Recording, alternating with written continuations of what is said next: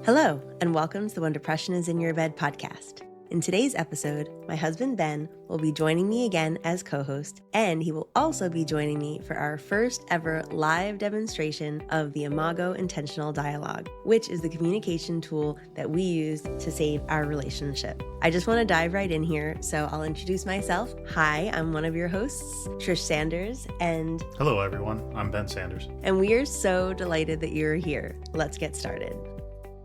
So, in the last couple of episodes, I have been sharing information on the structure and the steps of the Imago dialogue, just so you could be familiar with the process when you watch it live as we're doing it. And in those episodes, I did reference that we would be dialoguing about something that happened on my birthday. But since that happened, we actually had another conflict that was in regards to the podcast. And we felt that because it was so incredibly relevant, we decided to switch our topics of the dialogue today. So that's what we'll actually be talking about, something that happened between us as it pertains to us doing this new co-hosting thing that we're doing, and the shift from me doing solo podcast episodes to Ben being on the recording with me.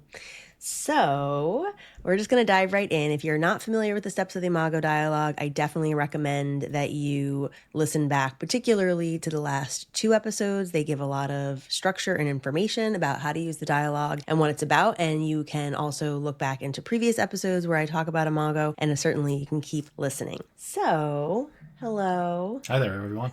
Hi there, Trish. It's still a very new feeling to look over and see you sitting across from me when I'm recording. Are you that makes ready? sense. Thanks. Are you ready for our dialogue? Yeah, let's do it.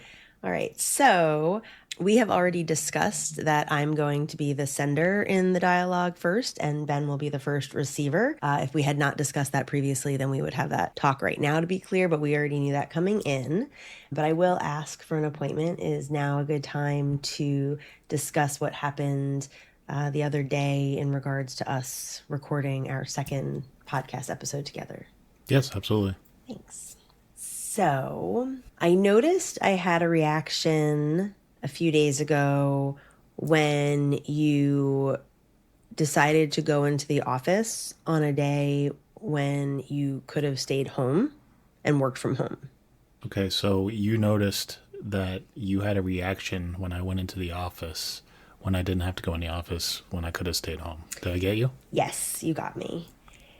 And the reason I had that reaction is because if you were working from home, we would have had a little bit more flexibility without you driving to work without the time of commute. And we would have just had a little bit more flexibility in the day that would have allowed for us to find some time to record our joint episode. What I heard you say was that me going into work prevented us from having a flexible recording day, and going into work prevented that. Yes, and it was particularly important because we were really down to the wire, and it was like we either recorded that day or we weren't going to be able to record together in time to get the weekly episode out. What I heard you say was this was a day that we needed to either record or we would have to do something else or provide another recording. Did I get you? Yes, you got me. And I knew that you did know that I had another recording done. So we did technically have an episode, even though it still needed to be edited. I knew that you knew we had an episode that we could release last week instead. Okay, so you knew that we had another episode that we could release, but you wanted to record that day. Right. And I knew you knew, even more importantly. I knew that we had another episode, but I knew that you were aware also. Okay, so you also knew that I was aware that we had that episode already recorded, but you were wanting to do another recording that day. Yes, because in my head, I was thinking that it was 4 weeks since our last joint episode. So in that way, it seemed like it should have been a joint episode. Okay, so you knew that we were working on a 4-week schedule for this recording, and that was what you wanted to accomplish that day. Yes, and so I was pretty sure that you would come home from work and finish editing the other episode, and we would still get an episode out last week. But I didn't know that for sure because I didn't actually hear from you for most of the day after you left for work. Okay, so you weren't quite sure if I was going to edit a previous episode because we didn't speak while I was at work. Yeah, but I was pretty sure the story I told myself is that you were going to, but I just didn't get confirmation on that. Okay, so the story you told yourself was that I was going to edit the episode, but you weren't quite sure. Yes. And that piece is not the main piece, but it's important just to note while we're talking about it, that alone of me sort of feeling some type of dependency on you was tough for me. Okay, so if I heard you, the story of your dependency on me, could you repeat that, please? Yeah, like I was in my head, it felt like I had to rely on you to edit in order to release, which is maybe not totally accurate, but that's how we've been doing it, that you've been editing with me. And so in my head, it felt like I was relying on you for something, and I wasn't sure if you were going to be able to deliver. Okay, so you weren't sure if I was going to deliver on editing that episode. Yeah, even though, and so, well, yes. And for me, it's just important to say, like, the piece that I want you to hear is that it was hard for me to be in a position to feel like I was relying on you. Okay, so it was a hard situation to feel like you were relying on me. Yeah, and it was hard not necessarily because of us so much, but because of my own old stories, that it's hard for me to rely on people. Okay, so because of your old stories, you felt it difficult to rely on me for editing. Well, it felt difficult that I needed to rely on you. Oh. Okay, so you felt that it was difficult because of your old stories that you needed to rely on me. Right, and to not know if you were going to come through sort of felt in the moment. And I was kind of aware of this, like, as it was happening, like, but it felt like it was reinforcing this old story, like I shouldn't rely on other people. Okay, so it was reinforcing an old story of how you shouldn't have to rely on people. Yes. So I'm going to leave that there for now because I want to get on to like the kind of more important part, but they kind of like meet up that idea of relying on somebody. So just for context, that day was a snow day.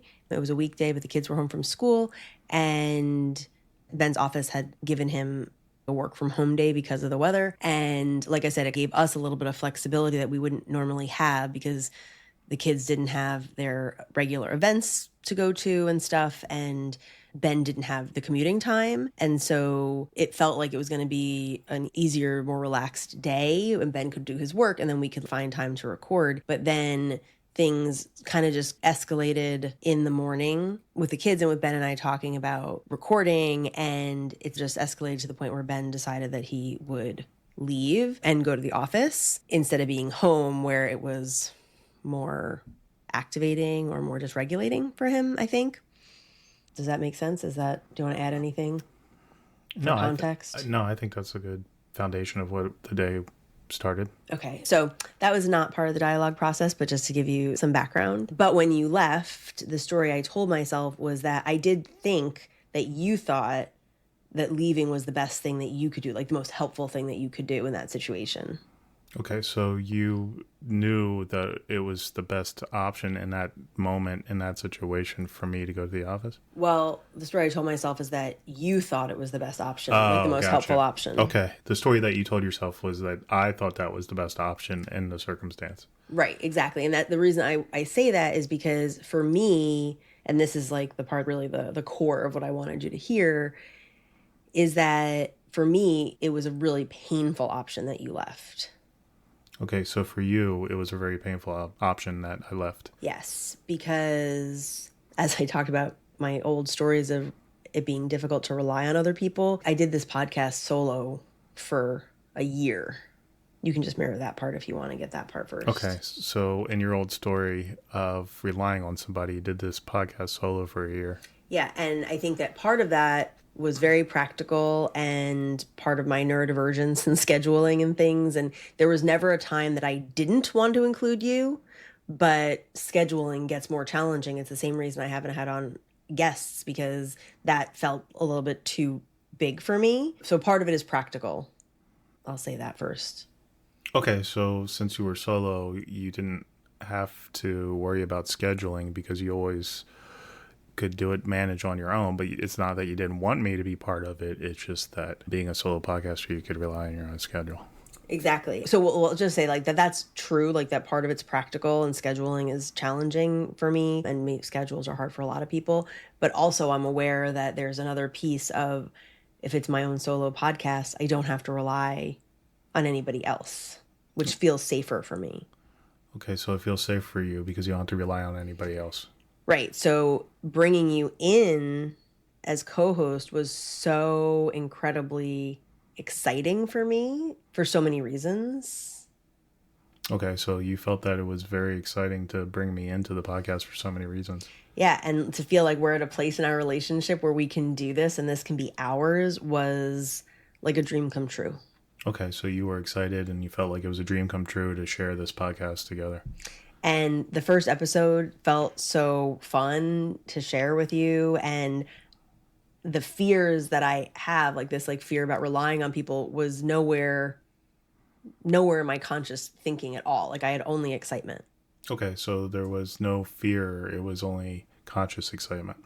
But then when you left and I was like, well, you're going to get home too late and with bedtime and the kids, like I knew at that point there was no way we were going to be able to record a joint episode. Mm-hmm. Okay, so you knew that since I was going to be working at the office and by the time I got home, there was going to be no time for recording and doing the podcast together. Right. And so that experience for me, even though I had the context, I believed that you were leaving to be helpful, and I knew that you knew I had another episode. It still landed for me as something really painful. Okay, so even though that I knew that we had another podcast, me going to work still felt very painful. Yes, because what was particularly hurtful was feeling like I could rely and depend on you, and then in that moment having the experience that I couldn't. Okay, so the feeling that you could rely on me, but in that moment feeling like you could not. Yes, and this podcast has been so powerful in my own personal growth. And it's become something that I didn't know it was going to become. Like something so deeply meaningful to me. Okay, so the podcast has become something very meaningful for you, and you had no idea that it was going to be this meaningful. Yeah, and so that it felt like this special thing that was going to become ours. And it felt like a really significant letdown or disappointment that it didn't feel like you were prioritizing something that was so important to me. Okay, so you felt like I wasn't prioritizing something important to you. Sort of. Like you got part of it. Like that is true. But it's more than that. It's not just that like I didn't feel like you weren't prioritizing something that was important to me. The story I told myself was that the podcast didn't matter to you either. And then by extension, somehow I didn't matter either.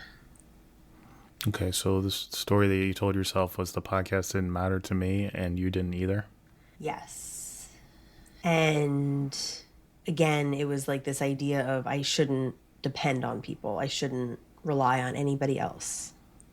And what you told yourself is that you shouldn't rely on anybody else or depend on anybody else?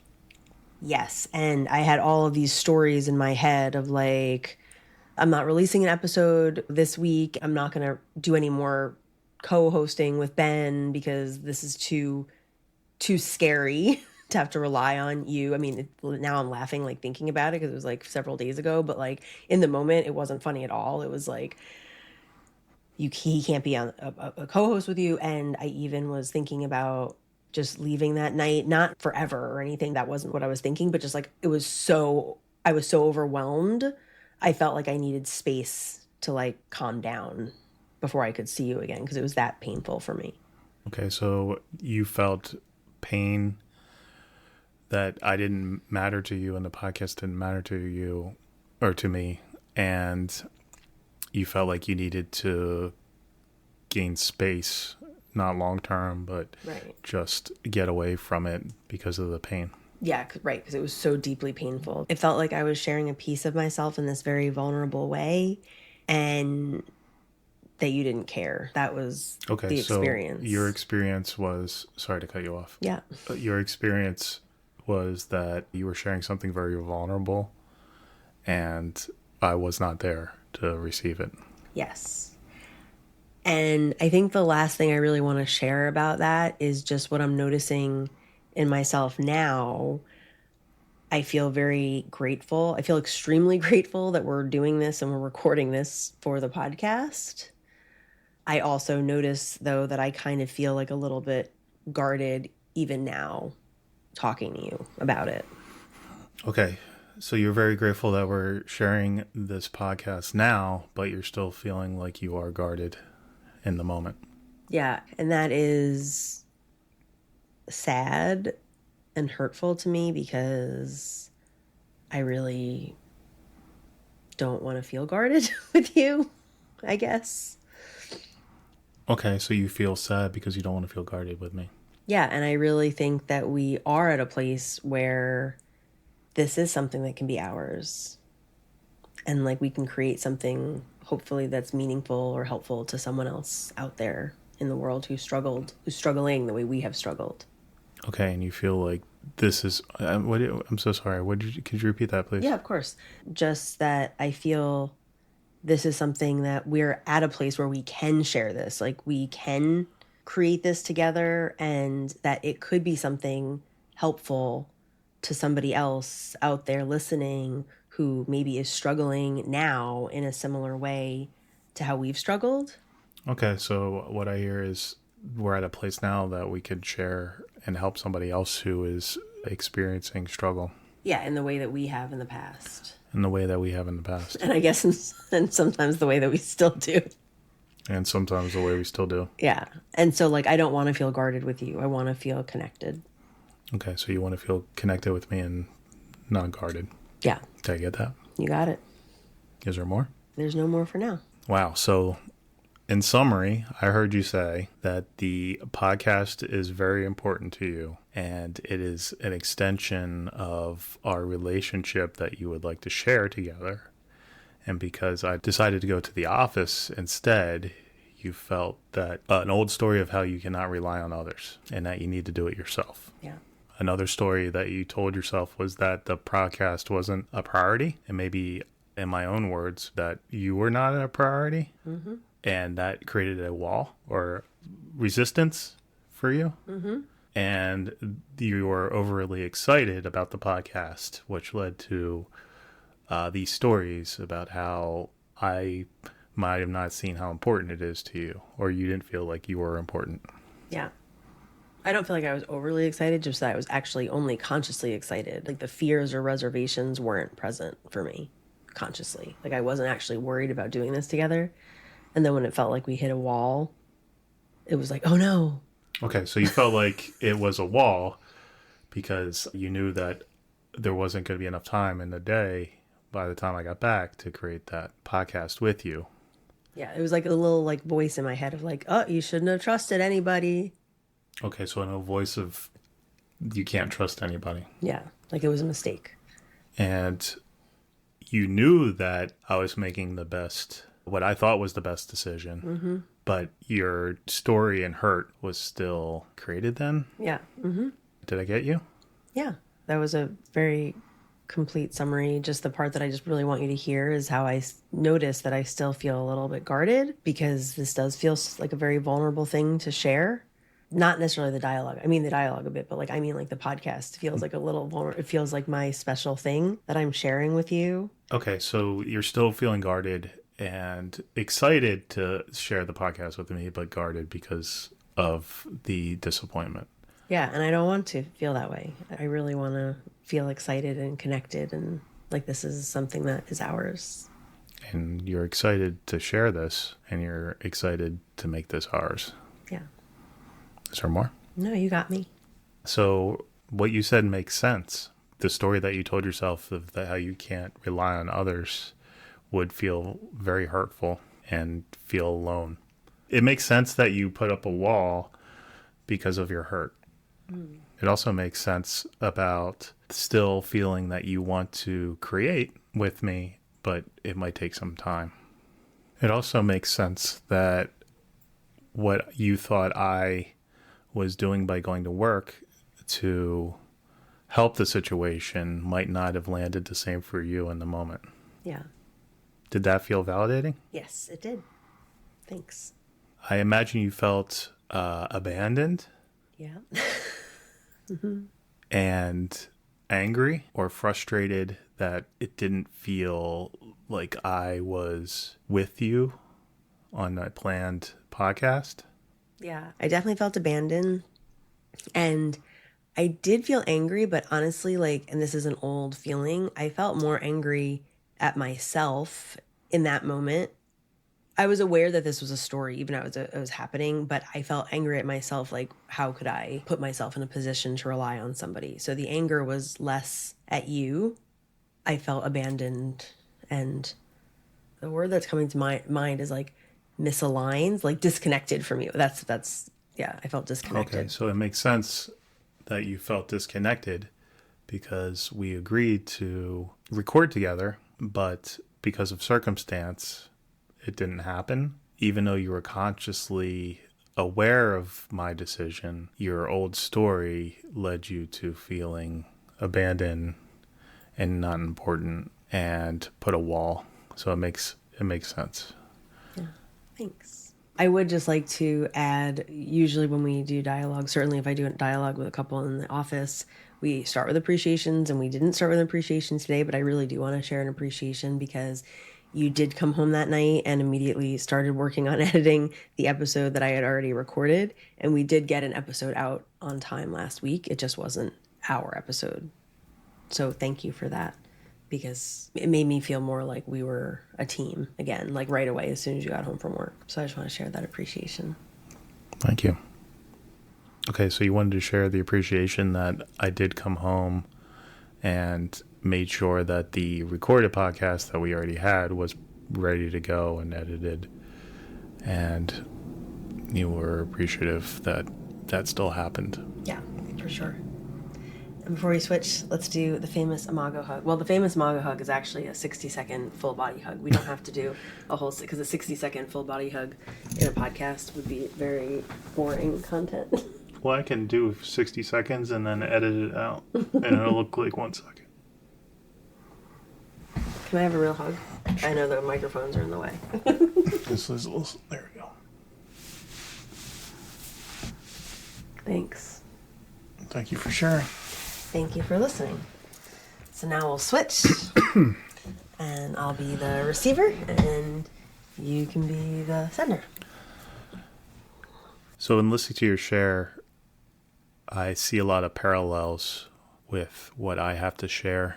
And now that we're like a few days removed, there's some clarity. But that day was a little bit of a struggle from the get-go. Okay, so I heard you say that in listening to me, there are a lot of parallels in what I shared compared to what you also experienced. And now that it's been a few days out, you have some more, did you say clarity? Yeah, clarity. More clarity. But that particular day, you were struggling from the get-go. Did I get you? Yeah. Dealing with the snow days and, working from home that day is an option. I mean, even just getting up in the morning, I was already exhausted. I don't know what it was. I just did not sleep soundly that night. And I remember even just contemplating, like, can I even function enough to work today? So I knew I wasn't in good shape even before interacting with anybody, like just when I just woke up that morning. So I heard you say that there was a lot going on with work and the snow days and stuff that we had. But on top of all of that stuff, also you didn't have a good night's sleep the night before, and you knew that when you woke up, you were already struggling and tired, and you were actually considering before anything even happened between us or like with the kids or whatever, like, did you have enough energy to be able to just work that day? Did I get you? Yes. So I was already feeling a little bit on edge and dysregulated, as you would say. So once the day started with, taking care of the kids and snow days and everybody's home and I'm trying to get prepared and you're asking about like when are we recording, it just felt like too much. And rather than be argumentative or inappropriate in front of the kids or be in an unhelpful conversation, I did the best that I could and felt like once the kids and you were settled, I could just go straight to the office and we'll address later. Felt like the right thing to do in the moment. Okay, so you said that you were kind of feeling dysregulated already to start out with, and there was a lot going on. But once I started asking you questions about when we were going to record, and then there was other stuff happening with the kids, with each of the kids, everything just escalated for you. I might be adding words in there a bit, but as I understand it. And so you got to the point where you consciously didn't want it to get argumentative or have us say things that were not appropriate to be said in front of the kids, like have a scene or whatever in front of the kids or something. So you made the choice, like knowing that me and the kids were fine and okay for the day, that going to work would be the best option. Did I get you? Yes. Okay. What I recognized that really pushed me was you mentioned in the moment where I was like, I can't, like, I need to step away, was when you said, I don't prioritize the podcast. That got my, as I say, got my goat. Uh-huh. That hurt.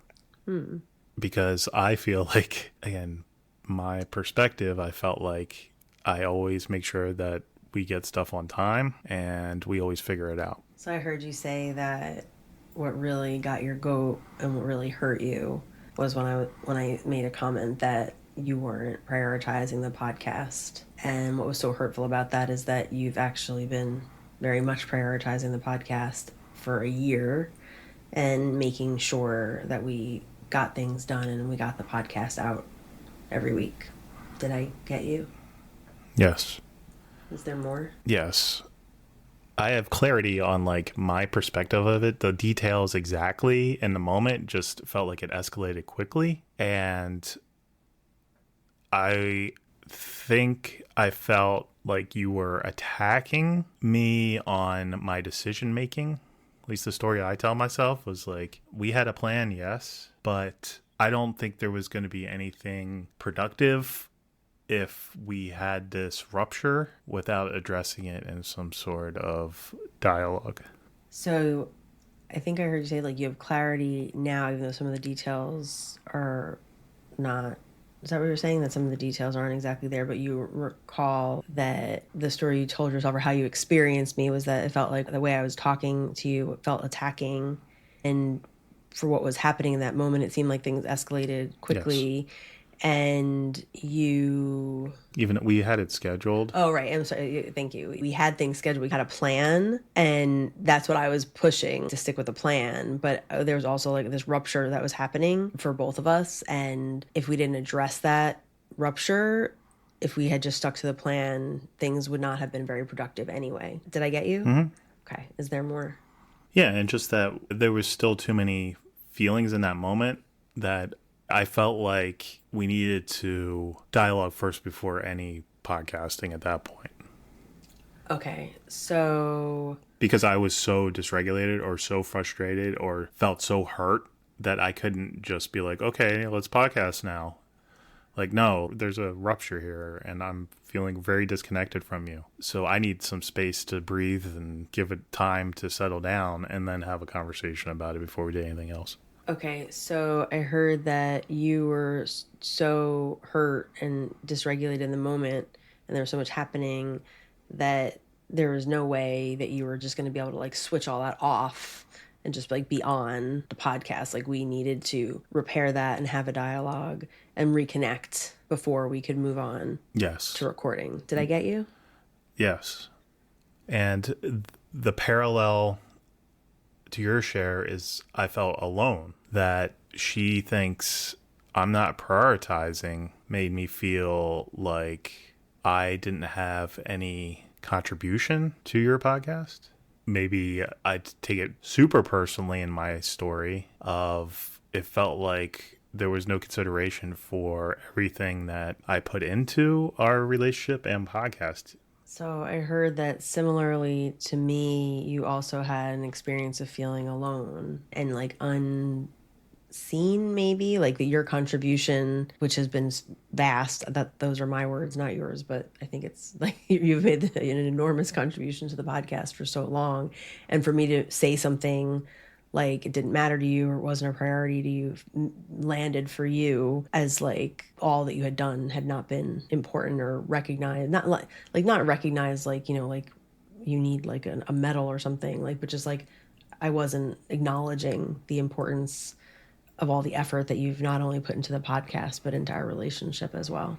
Did I get you? Yeah, I mean, like in a dysregulated state, I sort of took to the next level of just the relationship. But I was just like, my self-talk was like, is she serious? Like, prioritization? Like, my family is number one, and I try to do whatever I can for you and the kids, and I know how important this podcast is to her, and that's why like it will do 11 o'clock at night episodes of editing. And how could she even say that? I was just hurt. But if the sensation of feeling it just felt like you punched me in the stomach with that one. So I heard you say that it really felt like I punched you in the stomach saying that, because your self-talk was like, is she serious? Like, you know how important the podcast is. You try to do everything you can for me and for the kids and for our family and our relationship. And how could I even say that? Did I get you? Mm-hmm. Is there more? Sure, I'll think of something 30 minutes from now, but that's pretty much the main points of my share at the moment. Okay, so in summary, I heard you say that there were a lot of parallels between what I experienced, what you experienced that morning and that day. But what was really hurtful for you was that I had commented that the podcast wasn't a priority for you, and that really hurt you. And it felt like it didn't recognize or take into consideration all the effort that you have in fact put in, and how clearly you have acted for a whole year already to prioritize the podcast and getting it out. And it really made you feel alone, and like your work was not somehow being recognized, or your contribution didn't have meaning to me. Like, it was so easy to overlook, kind of. And that things had escalated that morning very quickly, with stuff happening with the kids and with the snow day and work and all these different things happening and all the responsibilities. And even though we had a plan, it didn't really make sense to keep up with that plan, because there was such a rupture that had happened, and you didn't want to create more problems, and you knew that we were okay. So you're like, me and the kids were okay, that if you went to the office, you would just be able to go and focus on what you needed to do at work, and we could repair later, because you wouldn't be able to just switch it all off anyway and just do a recording or something. Oh, and the piece that you had woken up already kind of not feeling great, not having had a good night's sleep, and so you were in an off place to begin with, but you were trying to make the best decision that you could make for us in that situation, so things didn't get more out of hand or more dysregulated. Did I get you? Mm-hmm. Was that an accurate summary? Yeah, the parallels of our shares, aloneness and importance, value. Yeah, so there's a parallel in both of us with importance and aloneness and feeling valued. Mm-hmm. Yeah. Well, I think that all makes sense. And I think that the experience you had of when I said that you weren't prioritizing the podcast, it totally makes sense that that landed as like a gut punch for you, because clearly you have put in a lot of time and dedication to the podcast. It makes sense that the way that I was presenting it in that moment felt really hurtful to you, and that I wasn't taking into consideration how much you have actually in fact prioritized this work. Does that feel validating? It's more validating because I heard your share first and where your hurts were. So they're just two separate sensations of hurts, mm-hmm. which there's the clarity. So yes, it is. Yeah. And I imagine that, I mean, there's different places I could empathize, I think. But when I made that comment about you not prioritizing the podcast, I imagine that you felt unimportant or undervalued and like unseen or unknown. Like, I didn't know your true self or like your true values. Does that make sense? Is that how you felt? It makes sense. I mean, maybe it's just aloneness, but I don't know. Is that how you felt? I felt very similar to you, frustrated, disappointment, a little bit of anger, because it just felt like I was just like some random robot editor slash podcaster, not a person. It just felt so short. So you didn't even feel like valued as a person. Yeah, I was shocked and appalled almost. You were shocked and appalled. I don't ever use that word. I was just surprised too. Like, what? Like, really? It felt like it didn't What really is there a make feeling sense. called what and really? It just didn't even make sense to you. You were surprised. You like It did not make sense. Yeah. In the most frustrating way. It did not make sense in the most frustrating way. Is that how you felt? Yeah. Thank you for sharing. Thank you for listening. Hug.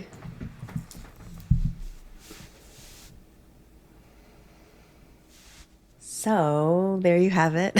Our first recorded dialogue. Do you mind if we talk about it a little bit? We don't usually like necessarily talk about it afterwards, but just based on what you were just saying in the validation, are you open to talking about it a little? Yeah, if you want to add to it, absolutely. Well, just to say, we obviously were able to reconnect enough to decide to record this dialogue for the podcast. We both came back to a place of more regulation and more connection, like really by that night. Like I said, when you came home and you started editing my other episode, I was like, all right, he knew we had that episode. It was just a rough day. Like I kind of had a little bit more clarity. I wasn't like, this is the end of the world kind of feeling, which I had a little Well, bit. I mean, you said that you were looking for space and even were considering like maybe just getting a hotel room. I remember you mentioned that night or whatever. And I actually felt better on the way home. It, again, for me, like I know there's terms like hangry and exhaustion or whatever, but for me, you just need a moment. Like you could catch a breath, and sometimes it takes some hours before I could even come to you and approach you. Yeah. No, I mean, I think that all makes sense. Just to say, after having the dialogue, it makes so much sense to me that in this moment, it seems absolutely ridiculous for me to tell you that you weren't prioritizing the podcast. But in that moment, that's what it felt like. But as I shared, for me, that was an old hurt coming out in the present. And like you said, I felt abandoned. Like I was like, are you serious? You're going to leave me right now? Like, you weren't leaving me, like you were going to your job. And had you been home, you would have had to work too. But it just felt like you leaving the house felt like this grand gesture of abandonment, which it clearly was not. But no, I mean, on the surface, if you just read like a 2-page novel, you'd be like, what? He left? Yeah, right. But like also like, I've been having this experience so much more over the last few years where I call it the ventral narrator, where I am having an experience that the emotions are dysregulated, they're big, they're hurtful, they're painful. But I have this little ventral narrator voice of this grounded version of me, like, oh, I see that you're really dysregulated right now, Trish. And I had that in that moment. But even having that little voice, which is very helpful to have, and it's nice to have developed that voice, it didn't change my emotional experience. Like I still had to go through that. I mean, it helped me not to like act out in a bananas way. I mean, thinking about getting a hotel is very different than actually having gotten one. I've never gotten a hotel, just for the record. Like I've never, right? I don't think I've ever, I mean, I've thought that before, but I don't think I've ever actually gotten a hotel and stayed not out. for nothing. I think I've done it a handful of times too, where you're like, I can't take it anymore. I'm just going to go sleep in a hotel tonight. Yeah, like thought that. Yeah. Right. Yeah. But like, I mean, when we were separated, that was different. But like since we've been back together, that has not actually happened. But it provided me some relief for a moment, thinking that I had an exit. Yeah. And then, well, it's like irrational thought or protective thought, right? Right. A protective thought. But then like I felt more regulated. And like I said, when you came and you started editing as soon as you got home, I was like, okay, this isn't the huge issue that I was thinking it was. And like my ventral narrator was more correct. We're going to figure this out together. But hearing you share that it was so painful when I was saying that the podcast wasn't a priority, it hurt my heart to hear you say that, because that makes so much sense. You didn't have that context of me. If I would have said, oh, in the context of my old story of relying, of being difficult to rely on others, and you're leaving me right now, and this is triggering an old, an old hurt. Yeah, it's not practical. Right. Like, I feel like the story I tell myself in this moment is that you're not prioritizing the podcast. Probably that would have landed differently. And there's some moments, because I was also pretty dysregulated, all things considered, in that particular moment. And there are some moments where I can say something like that to you, the story I'm telling myself is this, or I need a moment or something, and vice versa. It's funny to think about, because in the grand context of our life, almost 22 years together, it wasn't a level 10 of dysregulation for either of us when we had level 10s before. But in our more recent life, in the more recent years, that was a pretty big one. Like does that make sense? Like, our dysregulation level has reduced significantly. So comparatively, that felt like a big level. That could have set the scorched earth situation. Yes. But I also want to say, like, we've been together for so long, and we kind of know each other's hurts, and talking about not being particularly practical, but like, again, feeling like you did the best you can with as clear-headed as I could be. But I could have been like, I'm not abandoning you, because I know there's a sense in all humanity of like feeling abandonment in some way or another. But like, there's no way, even though I know that that is something that you feel and it's a story and an old story, there's no way I could be like, I'm not abandoning you, but I'm going to work because I can't talk to you about this. I'm not saying it's out of the realm, but in that moment, I can practice it and maybe throw it in there and sprinkle it in a little bit. But in that moment, I was just like, 75%, I'm doing the right decision. 25 of being like, I'm not abandoning you would have been like probably the clearer thing to do in retrospect. There have been moments in other situations where you were not as dysregulated, where you did say things like that. Like, I'm taking a moment for myself. I'm not abandoning you, or I'm not trying to make you feel any negative feeling. Like, I'm just trying to take care of myself. Like, you have said things like that to me in the past. But like I said, I think for where we are now in our lives, that was a pretty high level of dysregulation for both of us, because it was hitting sore tender spots for both of us. But yeah, and under circumstance. Right. So sensitive spots and circumstance. Yeah, but it really makes sense. And just as you said, stepping back, I mean, by that night, I felt somewhat differently about it. And certainly now, days later, I can look back and be like, oh, look, I learned more about you, and I was able to share how important this podcast is. This dialogue felt really special. And I think the dialogue about my birthday would have been interesting, as far as, I think a lot of relationships have birthday stresses in different ways. So like, I think that it could be something that a lot of people relate to. And on the surface, maybe not all couples are creating podcasts together, but couples are in partnership working and creating a life together. And challenges come up with that, where people can feel abandoned and alone. So hopefully this was a valuable and helpful dialogue. And I thank you, as always, for being Thanks for having me. Thanks. And just for being with me on this journey. And I absolutely know that you do prioritize this. And I'm very grateful to have you in my life, and very grateful to be able to see what we can create together. So I hope that the dialogue was, I don't know, valuable, I guess, for you in some way.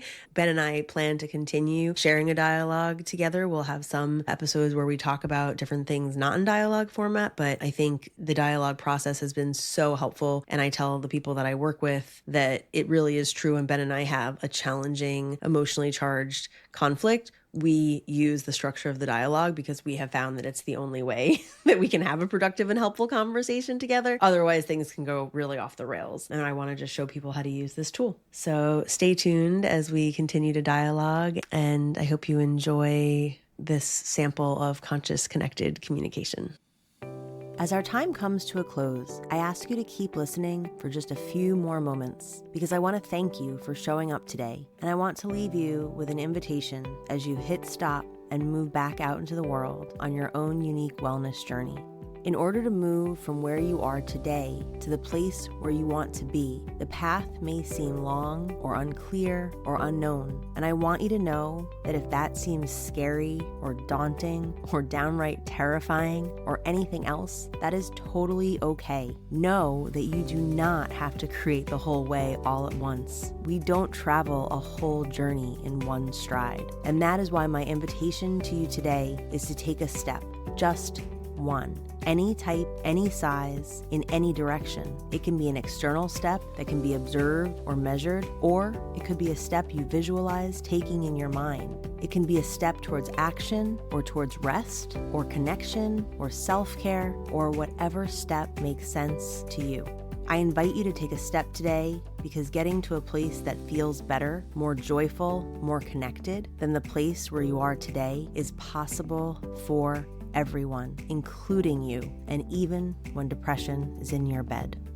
If today's episode resonated with you, please subscribe so you can be notified when each weekly episode gets released. I encourage you to leave a review and reach out to me on social media at trish.sanders.lcsw. Your feedback will help guide future episodes, and I love hearing from you. Also, please share this podcast with anyone who you think may be interested or who may get something from what I have shared. Until the next time we connect, take care of yourself and take a step.